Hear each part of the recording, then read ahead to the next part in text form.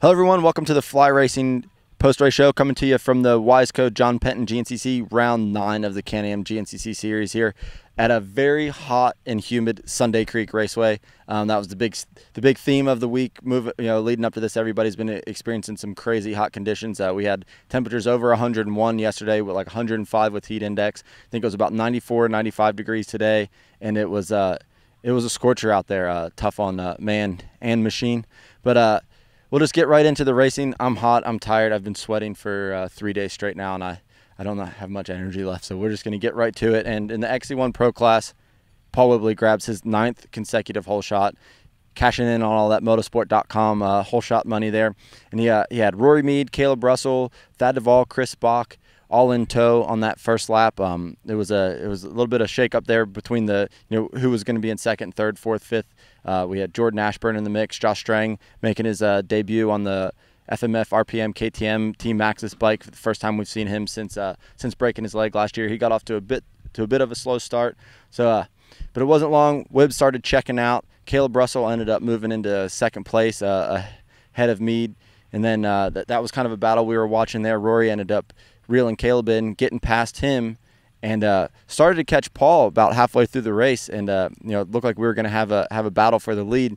And then in that third hour, or the last hour of the race, after that 2-hour mark, Paul Whibley just dropped the hammer and started pulling a pretty big gap on the rest of the field. It was impressive watching Rory ride up front. In this race, we've been talking to him, and he's like, "Well, I don't know. I don't really excel in the faster conditions. I'm not really looking to do too much after Snowshoe, where he took the win there. But Rory was riding really solid.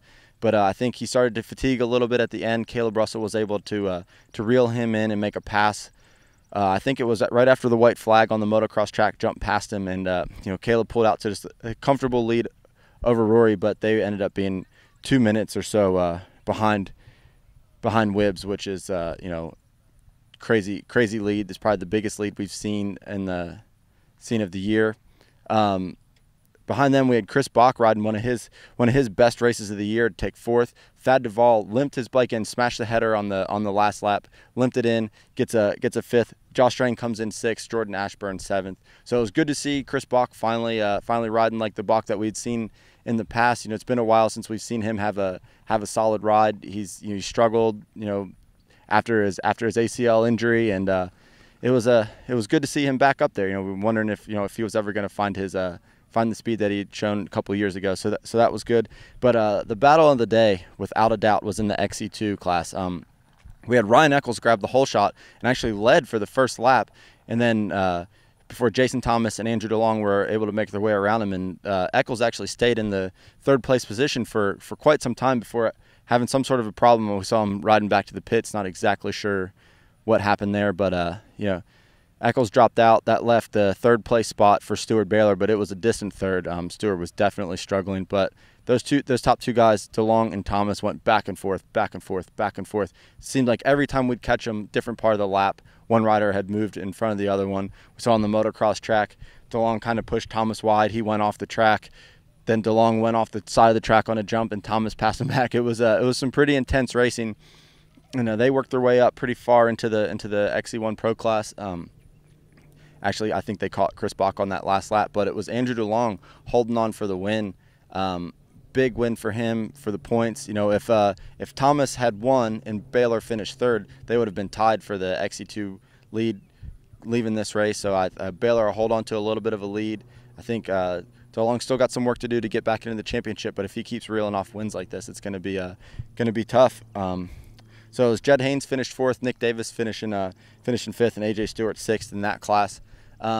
Big shout out to Aaron Plessinger taking the win in the 250A class and taking 11th overall to be the top amateur. That was quite an impressive ride. He was absolutely hammering on that last lap. We saw him coming into the finish, and he was not messing around out there at all. So that was the story of the day was the heat, but it didn't affect the riders as badly as we saw last year, where we had Caleb Russell barely make it across the finish. Whibley won again, but it wasn't in as dramatic fashion as we had seen last year. Best battle of the day, without a doubt, DeLong and Thomas, with DeLong taking the win.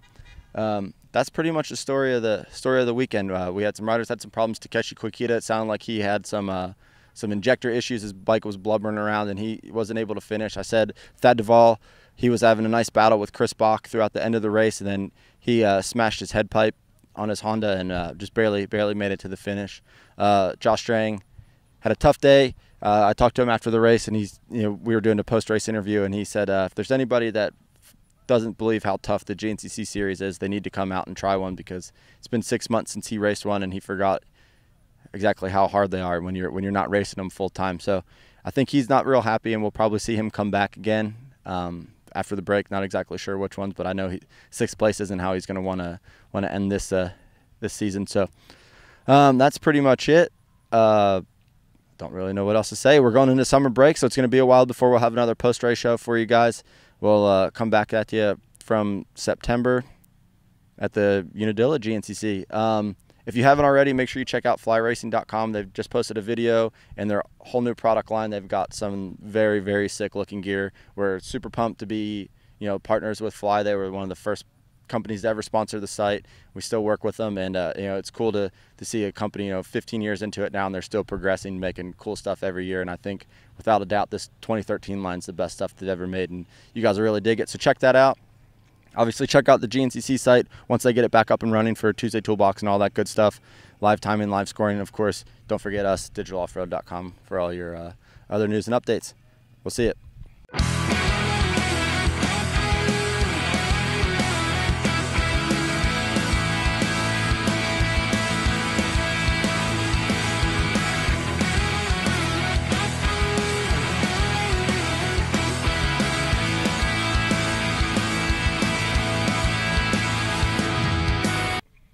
Yeah, can you hear me?